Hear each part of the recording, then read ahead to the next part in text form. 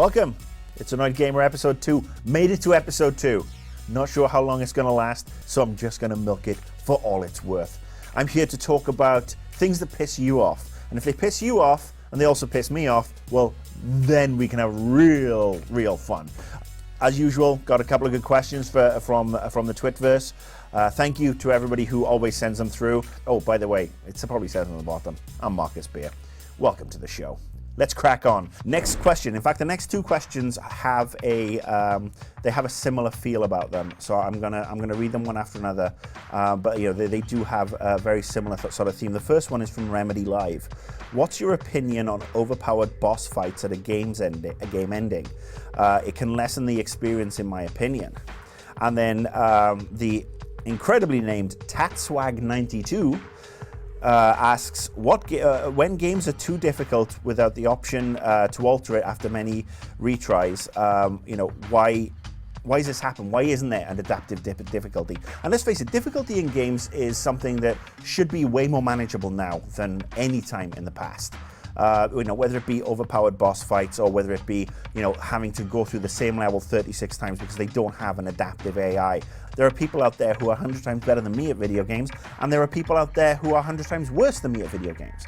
We all have different levels, and I think the days of the easy, medium, hard route are no longer applicable. There are certain sections of developers out there who take pride in releasing a game that is so hard, or you get to a certain stage and it becomes so hard and so repetitive that it's like, yeah, look at us, we're hardcore, we made a game you can't beat. Let me say something to you developers. These people pay your fucking wages, all right?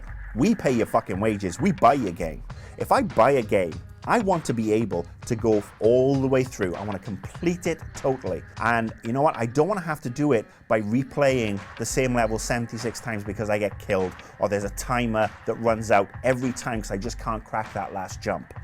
Adaptive difficulty is something that's very key in games to me, and I think it should be included in every single video game that's released so that you can enjoy it, everybody can enjoy it. If I enjoy a game, I'm going to buy your sequel. I'm going to buy your expansion packs. I might even go and buy some of your shitty merchandise. But if I have to put a game down after, let's say, 6 hours, let's be optimistic and imagine a single player game lasts 6 hours nowadays. At 5 hours and 40 minutes in, boom, we hit that boss. And that boss level is, again, a case of some little spot deciding we're going to crank this up because it makes people play the game for longer and they'll respect us. If after half a dozen times I still can't beat this boss and there's no way around it, I'm going to put your game to one side. I'm going to put your game to one side and you're happy, you've already got my money, but I won't buy anything else from you, ever. Because I know you can't be trusted to actually deliver a good experience. I know a lot of game devs, and those guys, a lot of them are fantastic. They give a shit about their games. They play other people's games. But you get too close. You get too close to what you're doing, you can't see the wood for the trees. I mean, I've been in that position. I've been PRing games that have gone back since, and I've realized, oh my God, this game was shit. Yet I was out there saying this is the best game, for instance, sliced bread, and there is a phenomenal, we do this brilliantly and everything. And simply because I got too close, because I was playing it every day and not playing other people's titles. You have to give the consumer more. Give them a chance to complete a game all the way through. Give them a chance to find all those individual little things. Like I said, I hate the time trials. I really hate having to do an obstacle course and running short every single time. And the older I get, the less patience I get. And especially when I have 20 or 30 games to look at in a 6-week period as I do towards the end of the year. And I just basically will drop your game and I won't cover it. Now it's time for a rant. And I know that's why you really tune in. It's basically just to watch me waffle on and scream abuse at somebody.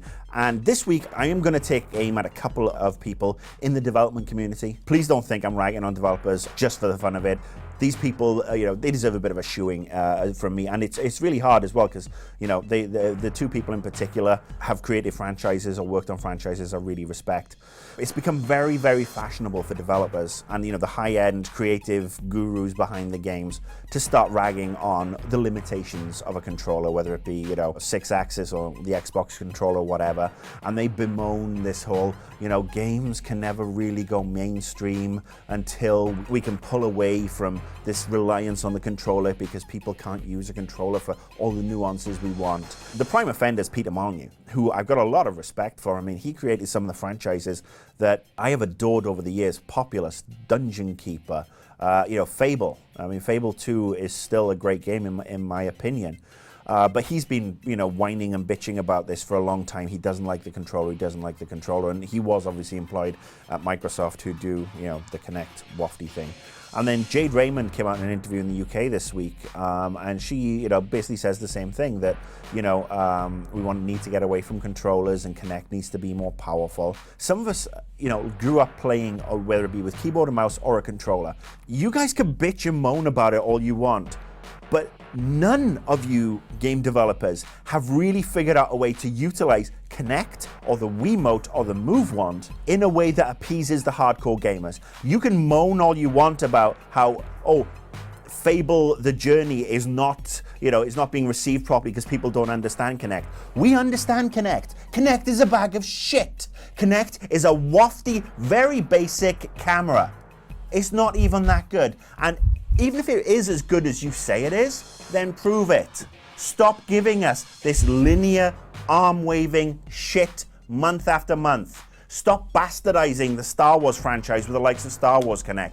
Stop bastardizing the Fable franchise with The Journey. Those games will sell to a certain amount of people, and they'll be really happy with it. You know what? Until the tech catches up, shut up. We want the controller in our hands, most of us. We want to be able to feel that level of control, because this fucking doesn't work unless you're trying to flag down a truck on a motorway, or maybe if you want to look like a spaz at a rave. Anyway, that's my rant for this week, and thank you for tuning in. As always, send the questions to Annoyed Gamer at Twitter. We are getting our own forum page up here at GT, and there is one up on the Annoyed Gamer website where you have to register. And also, not just your questions about what pisses you off and what might piss me off, but give me suggestions for rants, send me tips. If there's something you see that really gets me, was going to get me going, that's my next rant. All right, thank you for tuning in. I'm going to the pub. This is Marcus Beer. Laters.